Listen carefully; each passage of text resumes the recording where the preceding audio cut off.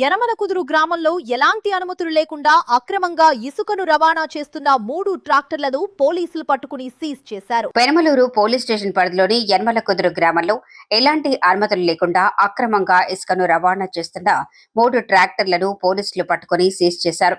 ఈ ఘటనలో 3 tractor డ్రైవర్లపై case నమోదు చేశారు.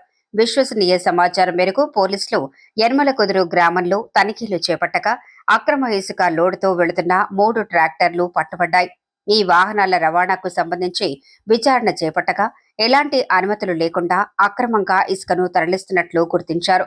మొదట ట్రాక్టర్ డ్రైవర్ దారపునేని సాయి 29 సంవత్సరాలు, రెండో ట్రాక్టర్ డ్రైవర్ ఎండ్రపల్లి అనిరుద్ 26, మూడో ట్రాక్టర్ డ్రైవర్ మల్లిపూడి ఆనంద్ 35 సంవత్సరాలుగా గుర్తించి వారిపై కేసు నమోదు చేశారు.